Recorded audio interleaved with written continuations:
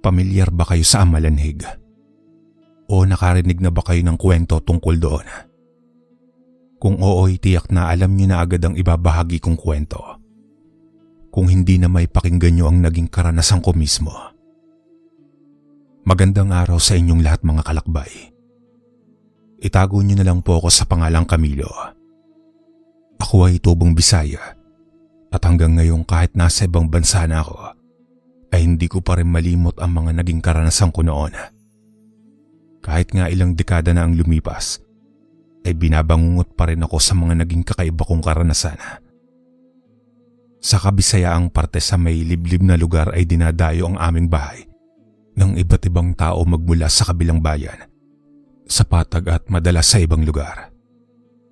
Manggagamot kasi ang aking ama at nang nauso na naman ng mga aswang, ay isa siya sa mga taong nagtataboy niyon.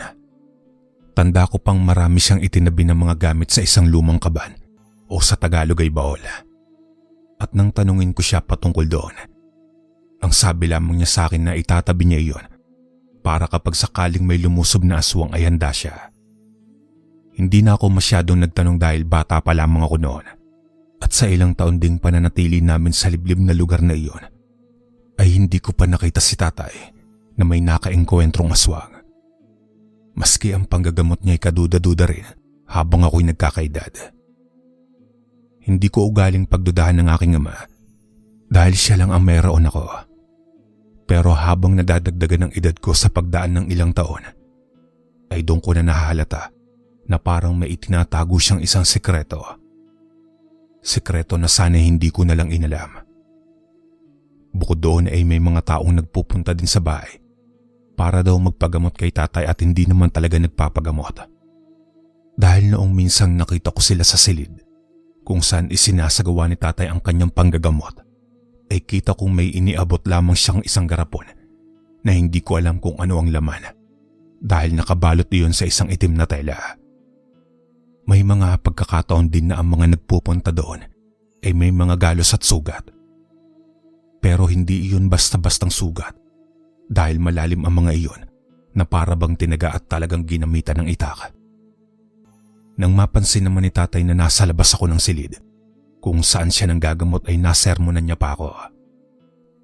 Hindi ba't sinabi ko sa iyo na huwag kang pupunta sa silid na ito kapag may ginagamot ako, Camilo? Magkahalong galit at inis ang tono ng boses ni tatay kaya hindi na ako sumagot. Sa susunod na sumilip ka dito, ay hindi ako magdadalawang isip na latiguhin ka. Naiintindihan mo ba? Opo, itay. Nakayuko ko na lamang na tugon. Kapag ganun na kasi ang boses ni tatay, ay nanginginig na ako sa takot. Hindi kasi iyon nagdadalawang isip na latiguhin ako kapag hindi ko nasunod ang sinasabi niya. Kaya simula din ng araw na iyon ay hininto ko na ang pagsilip sa mismong silid na iyon. Ngunit sa pagdaan pa ng mga araw, kasabay ng mga sabi-sabing may aswang daw na sumasalakay sa patag, ay ang pagdami naman ng tao na pumupunta sa amin. At nang minsang gabi na ako sa daan, dahil nga ipinasyal ko saglit ang aking sarili sa bayan, pakiramdam ko'y may sumusunod sa akin. Liblib kasi ang daanan papunta sa bahay, at kung lalakarin mo iyon ay aabutin ka ng kulang 1 oras. Depende sa kung gaano kakabilis maglakad. Kaya nang maramdaman ko na parang may sumusunod sa akin, ay bigla na akong tumakbo. Pero ilang sandali pa ay rinig ko na ang pagpagaspas ng pakpak ng isang malaking ibon na bigla ring nawala. Patuloy na nagsisibagsakan ng mga pawis ko ng mga sandaling iyon dahil sa takot. Pero nagpatuloy pa rin ako sa pagtakbo habang binibigkas ko ang pangalan ni tatay. Hindi ko alam kung nakatulong ba iyon, basta't bigla na lamang nawala ang ibon. Pero pagdating ko sa bahay ay nakita ko na lang na dumudugo na ang kaliwa kong paa at may kaunting sugat na rin doon. Itay, nanginginig kong wika sa aking ama. Agaran naman akong inalalayan ni tatay at pinapasok sa silid kung saan siya nang gagamot. Kinuha niya ang isang garapon na may lamang halaman. Hindi ko na matandaan kung ano ang tawag ni tatay doon, pero hindi ko talaga gusto ang amoy. Dahon din ang ginawa niyang pamahid niyon at agad na inilagay sa aking sugat. Samantalang ay nagsisisigaw na ako sa hapdi at sakit. Dahil sobrang hapdi talaga na umabot na sa puntong naihina ako ng konti sa aking salawala. Nang matapos ay pinainom ako ni tatay ng pinakuluan niyang dahon at sa muli ay nakatanggap na naman ako ng sermong galing sa kanya. Saan ka ba kasi galing, Camilo? Di ba sinabi ko naman sa'yo na manatili ka lang dito sa bahay lalo na kapag ganitong oras dahil maraming naglipa ng masasamang nilalang dyan. Pasensya na po, Itay. Hindi ko naman po alam na gagabihin po ako. Sagot ko naman sa kanya dahil totoo naman talagang hindi ko alam na gagabihin talaga ako ng mga panahong iyon. Ang plano ko lang naman ay ipasyal saglit ang aking sarili at umuwi na kagad. Pero sadyang napakabilis talaga ng oras at madilim na ang paligid na makauwi ako. Agad namang kinuha ni tatay ang kanyang baston at mukhang nakahanda ng umalis. Natanong ko pa siya kung saan siya pupunta pero hindi niya ako sinagot. At ang tanging sinabi niya lang ay huwag akong lalabas ng bahay para siya'y sundan. Ayaw pag ginahi og ulo, Camilo. Ayaw gawas sa balay. Yun ang huling habilin sa akin ni Itay bago siya umalis. O kung isasaling ko naman sa Tagalog, ay huwag daw matigas ang ulo ko at huwag daw akong lalabas ng bahay. Hindi ko alam kung saan pupunta si tatay ng mga sandaling iyon, pero tiyak kong may koneksyon ito sa mga sumalakay sa akin. Dahil kilala ang aking ama na taga-taboy ng aswang sa aming lugar, o baka ako lang ang nakakaalam nun dahil iyon ang pilit niyang itinatatak sa aking isipan. Kung tama ang aking pagkakatanda, ay pasado 11:00 na ng gabi nang nakauwi si tatay mula sa labas. Hindi din talaga ako natulog dahil nag-aalala din ako para sa kanya. Ngunit pagdating niya ay dumiretso lamang siya sa silid kung saan niya isinasagawa ang panggagamot. Wala din akong nakitang anumang bahid na nakipag-engkwentro siya sa mga aswang. Dahil kung ano ang ayos niya nang umalis, ay ganun pa rin iyon nang makauwi siya. Wala din siyang dalang kahit anong panangga dahil ang baul na itinabi niya hindi nagalaw. Tanging baston lamang ang daladala niya dahil medyo hirap na rin siya sa paglalakad. Bakit hindi ka patulog, Camilo? Tanong niya agad sa akin nang makalabas siya sa silid pagamutan niya. Hinihintay po kay tatay. Saan po ba kayo galing? Wala po ba kayong nakaengkwentrong aswang sa daan? Ngunit imbis na sagutin ang katanungan kong iyon, ay nag-iwas lamang siya ng tingin at sinabing matulog na ako. Ang dami kong tanong kay tatay ng mga panahong iyon, pero hindi na iyon masasagot pa. Dahil kahit noong may tsansa pa ako ay hindi na rin ako nakapagtanong. Marahil dala na rin siguro ng katotohanan na hindi niya naman masasagot ang mga tanong sa aking isipan, kaya mas pinili ko na lamang na manahimik. Mabilis namang naghilom ang aking sugat dahil nang magising ako kinabukasan ay tuyong-tuyo na ito. Nagawa ko pang ipakita iyon kay tatay para sabihin gumaling na ang sugat ko. Pero ang sabi niya lang ay huwag ko na daw susuwayin ang mga utos niya. Tumango naman ako dahil maski ako'y nadala na rin sa nangyari sa akin. Kahit sino naman siguro ay madadala na rin at matatakot na rin lumabas o di kaya'y takot nang maabutan ng dilim sa daan. Hanggang sa nagdaan pa ang ilang araw at gabi, ay napapansin kong humihina na ang katawan ng aking tatay. Madalas na nga niya akong pinapakuha ng mga dahon na hindi ko natanda kung ano ang tawag niya sa mga iyon. Basta't pinapakuluan ko yung mga dahon, tsaka naman niya iinumin. Iyon ang laging ginagawa ni tatay, na sa tingin ko na may hindi rin epektibo. Dahil habang tumatagal ay palala ng palala ang karamdaman niya. Minsay nasabi ko pa sa kanya na pumunta na kami sa bayan para makapagpa-check up. Pero lagi siyang tumututol sa aking mga ideya. Hindi ko rin naman siya pinipilit dahil alam kong magagalit lamang siya sa akin kapag ginawa ko iyon. Ngunit sa paglala ng karamdaman niya ay ang biglang pagsulpot naman ng mga bisita na ngayon ko palang nakita sa tanang buhay ko. Sabi nila'y gusto lamang daw nilang dalawin si tatay. Pero ang labis kong ipinagtaka, paano nila nalaman na may sakit si tatay? Wala naman akong sinabihan at hindi na rin halos umaalis si tatay sa kanyang higaan. Pero dahil sabi nga ni tatay na hayaan ko lang sila kaya lumabas ako sa bahay. Sinubukan ko pang pumunta sa likod bahay para pakinggan kung ano man ang pag-uusapan nila. Pero bigo ako dahil wala akong narinig. Maliit lamang ang aming tahanan at gawa lamang sa sulirap. Hindi ko alam kung ano sa Tagalog ang sulirap, mga kalakbay. Pero iyon ang pagkakaalam ko doon. Na kung tutuusin ay kahit paghinga at pagbahing mo mula sa loob ay maririnig sa labas.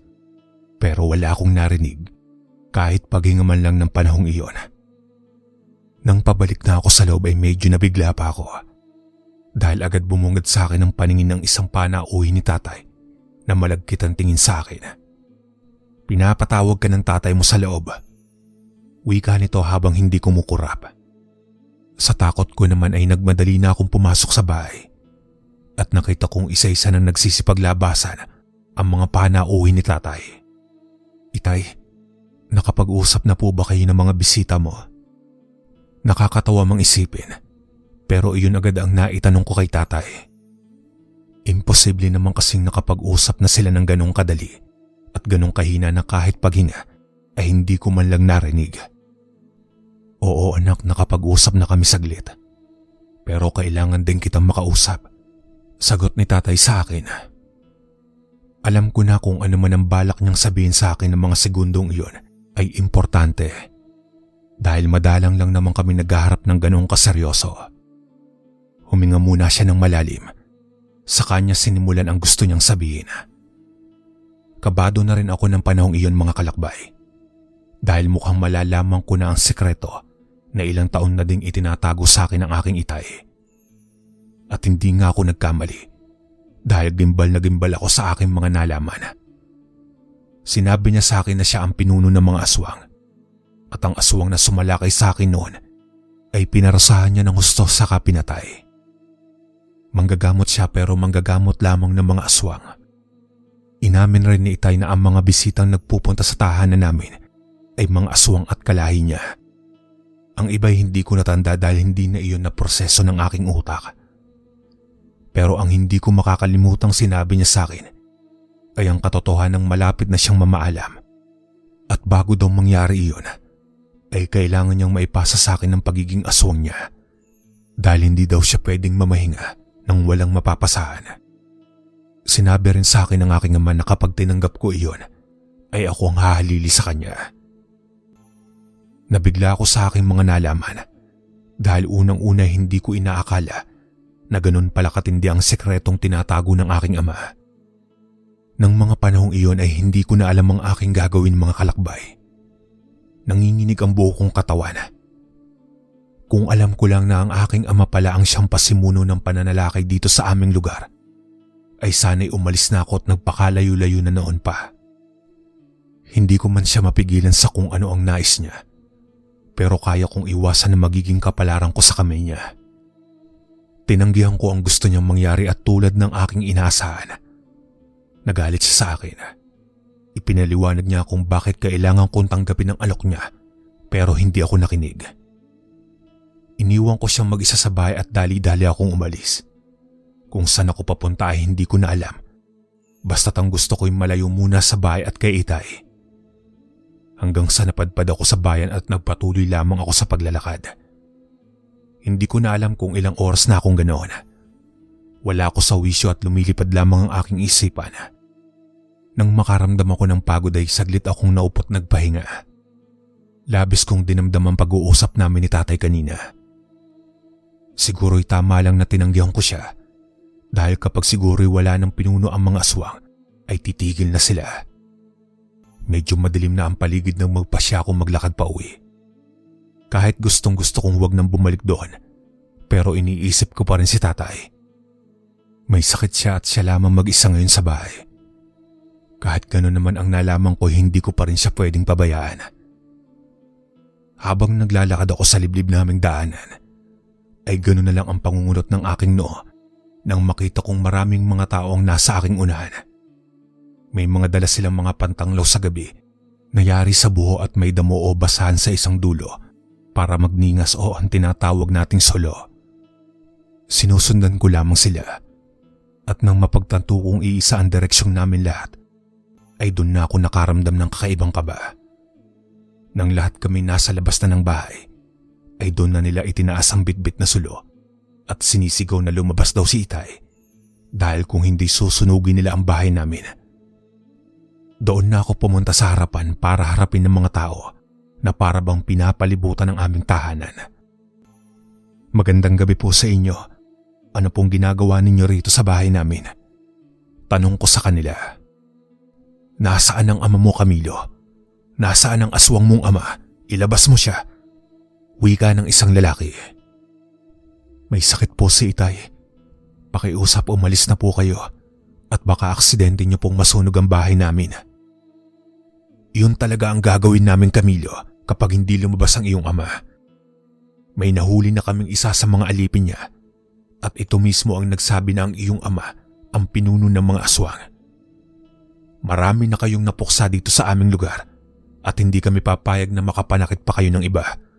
Akalain mong ang bantog na taga-taboy ng aswang ay siyang pinuno pala ng mga ito." Ramdam ko ang hinagpis ng mga taong naroroon. Alam kong ang isa, dalawa o tatlo sa kanila ay may nasawing pamilya dahil sa aswang.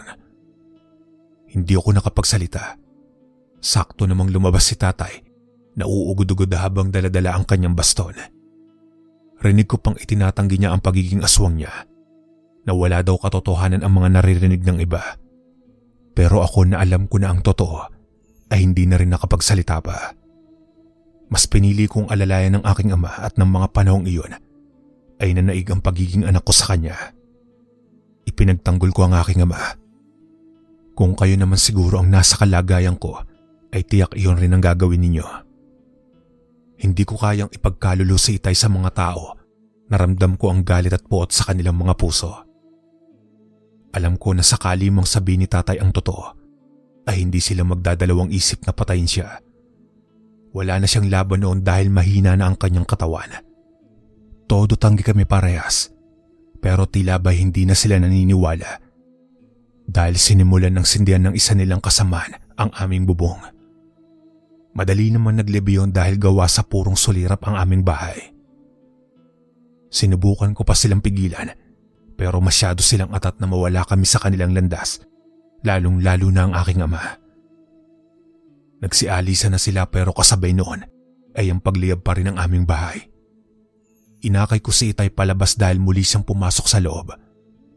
Pero noong ko lang nakita ang takot sa kanyang muka, nanginginig ang kanyang katawan at ang dating matapang na aura ay biglang napalitan ng takot. Takot na takot niyang pinagmamasdan ng papalaking apoy. At doon ko napagtanto na takot pala sila sa apoy o baka si tatay lamang iyon. "Itay, halika na po sa labas. Baka kasabay ng pagkasunog ng ating bahay ay ang pagkasunog din natin." Wika ako sa kanya dahil tila ba nawala na siya sa wisyo ng mga sandaling iyon dahil sa takot. "Itay!" Sigaw kong muli sa kanya. "Camilo anak, tanggapin mo na ito. Wala na rin namang magagawa ang pagtakas ko dahil malapit nang bumigay ang aking katawan. Hindi ko na kaya. Kailangan ko na itong maipasa sa iyo para ikaw ang humalili sa akin. Ikaw ang magpapatuloy ng nasimulan ko, anak." "Hindi po pwede, Itay. Hindi ko iyan matatanggap. Ayoko." Buong puso kong pagtutol sa kanya. Ngunit ang lahat ay tila natapos sa isang iglap. Nang bagsakan si tatay ng kahoy nang natutupok na rin ng apoy. Gusto ko siyang iligtas at kunin ang kahoy na bumagsak sa katawan niya. Pero nang tignan ko ang kabuuan ng bahay ay para na akong nasa impyerno. Kita kong nakapikit na ang dalawang mata ng aking ama at nakakasiguro akong wala na itong buhay. Nag-iiyak na lang din ako na lumabas ng bahay at doon ko palang napagtanto na may sugat na din pala ako sa aking braso. Hindi ko na ininda ang hapdi ng aking sugat dahil puro na likido sa aking mga mata ang lumalabas. Wala akong nagawa para mailigtas ang aking ama. Nalulungkot ako pero kahit papano ay saglit ding napanatag ang aking loob dahil alam kong dito na matatapos ang kalbaryo ng aming lugar. Baka kasi hindi na makakagalaw ang ibang aswang kapag wala ng pinuno. Ngunit ang lahat ay isang buong akala lamang pala dahil makalipas ang ilang linggo Matapos kong ilibing sa mismong pinagtayuan ng bahay namin noon ang nasunog na katawan ni tatay, ay nagpa siya akong umalis na din doon para makapagbagong buhay. Pero hindi ko inakala na ganoon pala kahirap ang magsimula ng bagong buhay. Dahil simula nang mabantog ang aking ama na isang aswang, ay nagkaroon iyon ng malaking epekto sa akin. Dahil marami na rin ang nag-aakala na isa din ako sa mga nananalaki sa aming lugar, na baka daw katulad ng aking ama ay ganun din ako, at kung hindi man ay baka ako daw ang pinasahan niya ng pagiging aswang. Dahil noon pa man ay may sabi-sabi na hindi pwedeng mamatay ang isang aswang hanggat wala itong napapasahang kamag-anak. Dahil kapag nangyari daw iyon ay babangon itong muli galing sa hukay at patuloy na papatay ng tao. Pero hindi ko iyon pinaniwalaan, dahil ang iba'y sabi-sabing hindi lehitimo o mga salita lang na narinig at pwedeng dinagdagan o binawasan para maipagkalat sa iba at paniwalaan. Wala rin naman akong nabalitaan na may bumangon mula sa hukay dahil alam kong hindi iyon totoo. Marami mang duda sa akin pero panay pa rin ang aking pagtanggi. Sinabi ko rin na nakatakas kami sa sunog at namatay lang si tatay dahil sa kanyang karamdaman. Pero dahil walang naniniwala sa akin, ay wala na rin akong nagawa kundi lumipat ng ibang bayan para doon magsimula. Medyo malayo na din ito sa bayan namin at tiyak kong hindi naaabot ang mga sabi-sabi ng mga taga sa amin sa aking nilipatan. Naging kargador ako at kahit anong racket ay pinatos ko na para lang mabuhay at may makain. Naawa naman ang amo ko sa akin kaya pinatuloy niya ako sa kubo na nasa likuran lang ng bahay niya. Lagayan niya daw iyon ng mga sirang gamit, pero may espasyo pa naman daw kaya pwede ako doon. Pumayag na ako, di bali ng maliit basta't may masisilungan ako tuwing gabi. Pero sa paglipas ng mga araw kasabay sana ng unti-unting pagtahimik ng aking buhay, ay ang balitang biglang kumalat sa bayang iyon. May mga sabi-sabi kasi na may sumasalakay na naman daw doon sa bayan namin at pumapatay ng tao. Kung noon daw ay lasog-lasog ang katawan ng mga biktima, ngayon ay iisa na lamang ang puntirya nito, ang pagkagat sa leeg. Labis ko yung ikinabahala kahit pa ang ilan ay hindi rin naniniwala. Pero duda kung may kinalaman iyon sa nasabi sa akin ng isang matanda sa bayan namin na tungkol sa isang amalanhig o ang isang aswang na nabuhay muli sa hukay dahil sa hindi nito nagawang maipasa sa kamag-anak niya ang kanyang kapangyarihan. Agad kong naisip si tatay. Tanda ko pa kasi ang nasabi niya sa akin. Kailangan niyang maipasa ang pagiging aswang niya dahil hindi daw siya pwedeng mamatay ng walang napapasahan sapagkat hindi matatahimik ang katawan niya. Kaya naman hindi na rin ako nagdalawang isip na magpaalam sa aking amo na ako'y babalik muna sa dati naming bayan. Bumalik na nga ako sa aming bayan at ang mga mata ng mga tao doon ay nasa akin na. Hindi ko naman iyong pinansin at nagpatuloy lang sa paglalakad. Bumalik ako sa lupang pinagtayuan ng dati naming bahay at ang una kong tinignan ay ang himlayan ng aking ama sa may likuran. Doon na nga ako nagimbal nang makita ko ang lupang nakatakip sa kanyang sunog na katawan noon ay nasira na. Sinubukan ko pa iyong hukayin pero wala na doon ang bangkay ni Itay. Tama nga ang duda ko. Si Itay ang sumasalakay sa mga taong naninirahan sa aming bayan at totoo ang kwento-kwento tungkol sa amalanhig. Doon ako naghintay hanggang sa gumabi. Pero hindi lamang ako naghintay doon ng walang ginagawa dahil pinalibutan ko ng gas ang buong paligid, lalong-lalo na ang hinukay ko noong para kay tatay at nakahanda na rin ang aking pagsindi. Isa din kasi sa nasabi nila sa akin tungkol sa mga amalanhig ay bumabalik daw ito sa himlayan niya kapag wala na siyang mabiktima. Pero ilang oras na lamang ang lumipas ay wala pa rin akong nakikita o maramdaman lang na presensya ng aking ama. Kaya nagpa siya akong bumalik sa patag at hindi nga ako nabigo dahil marami nang nagkakagulong tao doon. May kanya-kanya silang dalang sulo at tila may tinitignan silang tao sa gitna. Lumapit ako, dala na rin ng aking kuryosidad at doon ko nakita na sinusunog nila ang bangkay ng aking ama. Sinusunog nilang muli. Nang tignan ko ang mga taong nakapalibot kay tatay, ay doon ko naalalang sila ang grupong sumunog sa aming tahanan noon. Gusto ko silang pigilan dahil gusto kong mailibing ng payapa ang aking ama. Pero rinig kong sabi nila'y babangon at babangon iyong muli kapag hindi tuluyang naging abo ang kanyang katawan. Kaya wala na rin akong nagawa kundi ang maiyak sa gilid. Habang pinagmamasdan ko ang sunog na katawan ni Itay na sinusunog nilang muli. Hindi ko na natiis pa ang nasasaksiyan na pangyayari kaya nagpasya akong umalis muli sa lugar na iyon. Bumalik akong maga ang aking dalawang mata sa tahanan ng aking amo. Tinanong niya pa ako kung ano ang nangyari. Pero sinabi ko na lang na may importante lamang akong pinuntahan. Simula din noon ay hindi ko na binalak na bumalik pa sa bayang iyon. Ipinagpatuloy ko ang pagtatrabaho sa aking amo at siya na rin ang nagsabing gagawan niya ng paraan para makaluwas ako at makapasok ng trabaho sa ibang bansa. Gayong naghahanap ng tagapag-alaga ang biyanan ng pinsan niya na nasa ibang bansa. Sinunggaban ko ang pagkakataon dahil ayaw ko rin manatili sa iisang lugar kung saan naroon ang mga masasama at mapait na alaala. Ngayon ay nasa ibang bansa na ako at simula nang pumarito ako ay hindi ko na binalak pang umuwi. Ngunit kahit nandito na ako ay sinusundan pa rin ako ng bangungot ng aking nakaraan. Marahil hindi pa rin matahimik si Itay sa pagtanggi ko sa gusto niya. Pero kahit ganun pa man ay patuloy pa rin akong lumalaban sa buhay. Hindi ko rin naman nakakalimutan si tatay dahil kahit ganun ang nangyari ay naging mabuting ama pa rin siya sa akin. Hanggang dito na lang po ang aking kwento mga kalakbay. Maraming salamat.